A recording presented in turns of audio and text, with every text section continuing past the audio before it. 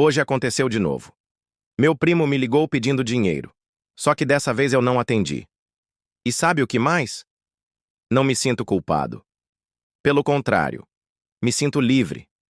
Mas deixa eu te contar como cheguei até aqui, porque essa história começou há muito tempo atrás. Durante anos, sempre que meu celular tocava e era o número dele, meu estômago já embrulhava, porque eu sabia exatamente o que vinha pela frente. A voz chorosa, o drama pronto, a desculpa de sempre. Primo, você pode me ajudar? É só dessa vez, eu prometo. Desemprego, problema de saúde, aluguel atrasado, conta de luz cortada, sempre uma nova tragédia, sempre uma nova emergência. E eu sempre cedia. Não por bondade, percebo hoje, mas por medo. Medo de ser chamado de egoísta. Medo de decepcionar a família. Medo daquela sensação horrível de ser julgado como uma pessoa ruim. Então, eu transferia o dinheiro, ele agradecia efusivamente, prometia devolver e sumia até a próxima crise, que nunca demorava muito para chegar. No início, eu me sentia bem comigo mesmo. Olha como sou generoso, olha como ajudo quem precisa. Mas aos poucos, uma pergunta começou a me incomodar. Por que era sempre comigo? Por que nunca com outros parentes? Por que as crises dele pareciam coincidir exatamente com os meus momentos de prosperidade? Quando eu recebia um bônus no trabalho, quando fechava um projeto importante, quando finalmente conseguia juntar uma grana. Coincidência? Ou ele estava de olho? A gota d'água foi no mês passado. Eu tinha acabado de comprar um carro usado depois de 2 anos economizando cada centavo, andando de ônibus, almoçando marmita caseira, abrindo mão de sair nos fins de semana. Postei uma foto nas redes sociais, feliz da vida. Em menos de 1 hora, adivinha quem me ligou? Primo, que legal o carro! Você está bem de vida, né? Então, você pode me ajudar com uma situação aqui? Naquele momento, algo clicou na minha mente. Ele não estava feliz pelo meu sucesso. Ele estava calculando quanto podia extrair de mim. Meu trabalho, meu sacrifício, minha disciplina não eram conquistas para ele. Eram oportunidades. Eu era uma fonte de recursos, não um ser humano com sonhos e limitações. Comecei a pensar numa coisa que tinha lido há um tempo. Ayn Rand falava sobre uma distinção fundamental entre 2 tipos de pessoas: os criadores e os parasitas, os que constroem valor e os que apenas consomem o valor criado por outros. E pela primeira vez, enxerguei com clareza absoluta qual dos 2 meu primo era. E mais importante ainda, qual dos 2 eu estava sendo ao alimentar esse ciclo. Porque veja bem, quando você sustenta alguém que não produz, que não cria, que não contribui, você não está sendo generoso. Você está sendo cúmplice da sua própria destruição. A cada real que eu transferia para ele, eu estava dizendo: está tudo bem viver como parasita. Continue assim. Eu vou sustentar suas escolhas. Mas isso não era verdade. Não estava tudo bem.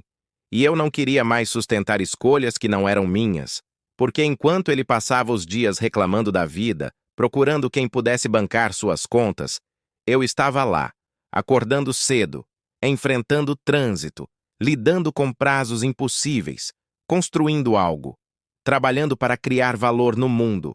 E aqui está o ponto que mudou tudo para mim. O egoísmo racional não é indiferença, não é crueldade. É, na verdade, o oposto disso. É a compreensão de que para eu poder ajudar alguém de verdade, preciso primeiro garantir que eu mesmo esteja forte, produtivo, próspero. É como no avião.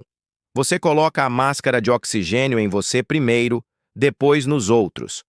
Porque se você desmaiar tentando ajudar, ninguém se salva.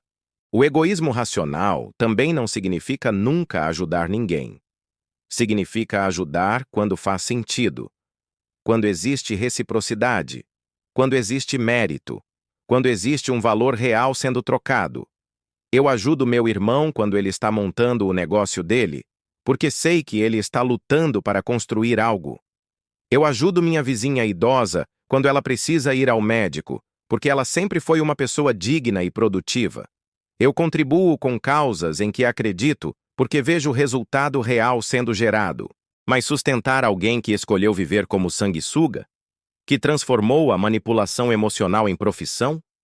Que acredita que o mundo tem obrigação de bancar sua existência? Isso não é caridade. Isso é autossabotagem. Durante semanas, fiquei remoendo essa realização. Tinha uma voz na minha cabeça repetindo os mantras que a sociedade enfia na nossa mente desde crianças. Família é família. Quem pode mais deve ajudar quem pode menos. Não seja egoísta. Mas por que essas regras se aplicavam só a mim? Por que eu tinha a obrigação de ser altruísta, mas ele não tinha a obrigação de ser responsável? Comecei a perceber o quão manipuladora essa lógica é. Se ele trabalha 10 horas por dia e ainda assim ganha menos que eu, isso é uma tragédia, e eu devo dividir meu dinheiro com ele. Mas se eu trabalho 16 horas por dia, faço cursos nos fins de semana, abro mão de férias para crescer profissionalmente, isso é só sorte, e não mereço guardar o resultado disso para mim. Que lógica distorcida é essa? E então veio a pergunta que mudou tudo. Se meu sucesso não é meu por direito, de quem é? Se o fruto do meu trabalho deve ser redistribuído para quem não trabalha, qual é o meu incentivo para continuar trabalhando? E se todo mundo pensar assim, quem vai trabalhar para sustentar quem não trabalha? A resposta é assustadora. Em um mundo onde a produtividade é punida e a preguiça é recompensada, eventualmente todos escolhem ser preguiçosos. E aí todo mundo morre de fome juntos, mas pelo menos morre igualmente. Que vitória moral, não é mesmo? Foi aí que entendi que meu primo não era só um problema pessoal. Ele era um símbolo de tudo que está errado com nossa cultura atual. Essa ideia de que ter sucesso é motivo para sentir culpa, de que ser produtivo é motivo para sentir vergonha, de que criar riqueza é imoral, mas viver da riqueza criada pelos outros é nobre. Semana passada, ele ligou de novo. Outra crise, outra emergência, outra tragédia. Mas dessa vez, algo diferente aconteceu. Eu não senti aquela pontada de culpa no peito. Não senti aquela obrigação automática de resolver o problema dele.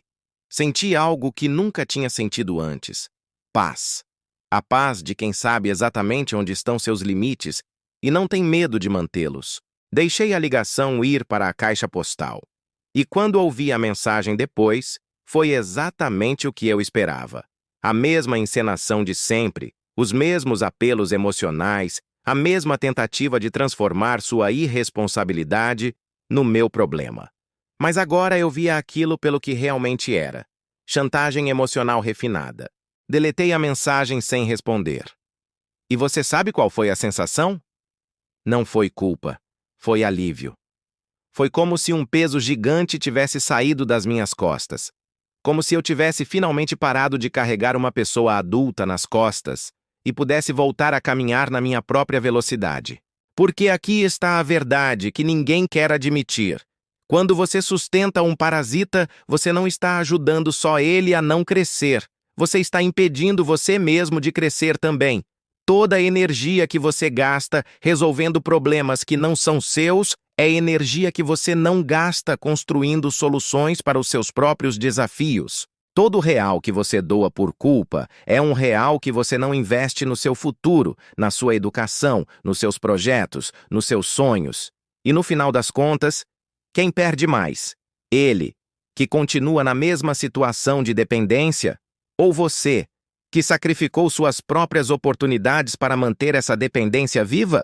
Hoje entendo que o maior favor que posso fazer para mim mesmo, e paradoxalmente para ele também, é parar de facilitar sua vida de parasita. Porque enquanto existir uma saída fácil, ele nunca vai precisar encontrar uma saída real. Enquanto existir alguém para bancar suas escolhas ruins, ele nunca vai precisar fazer escolhas boas. O verdadeiro altruísmo não é sustentar alguém indefinidamente. É dar a essa pessoa a chance de descobrir do que ela é realmente capaz quando não tem mais ninguém para carregar ela no colo. É acreditar que ela pode ser mais do que um eterno pedinte. É respeitar ela o suficiente para exigir que ela se respeite também. Mas no fundo mesmo, essa não é uma decisão sobre ele. É uma decisão sobre mim. É sobre que tipo de pessoa eu quero ser e que tipo de vida eu quero viver. Quero ser alguém que trabalha para sustentar preguiçosos, ou alguém que trabalha para construir algo significativo? Quero ser uma fonte inesgotável de recursos para quem não produz recursos? Ou quero ser um exemplo de que é possível viver de forma produtiva e próspera? A resposta é óbvia. E pela primeira vez na vida, não tenho medo de admitir isso em voz alta. Não sou egoísta por querer guardar o resultado do meu trabalho para mim. Sou racional. Não sou insensível por parar de sustentar quem não quer se sustentar. Sou coerente. Não sou cruel por estabelecer limites. Sou maduro. Hoje desliguei o celular quando vi o número dele na tela. Não porque sou insensível, mas porque aprendi uma lição fundamental. Quem vive sugando a energia dos outros não tem direito automático ao fruto do meu trabalho. O verdadeiro egoísta racional não pede esmolas disfarçadas de empréstimos. Ele cria valor, ele constrói soluções, ele assume responsabilidade pela própria vida. E você? Quantos parasitas estão drenando a sua energia todos os dias? Quantas pessoas estão transformando o seu sucesso na desculpa perfeita para a preguiça delas? Quantas vezes você vai sacrificar os seus sonhos para financiar a irresponsabilidade de quem nem sequer reconhece o sacrifício que você está fazendo? A resposta está nas suas mãos. Literalmente.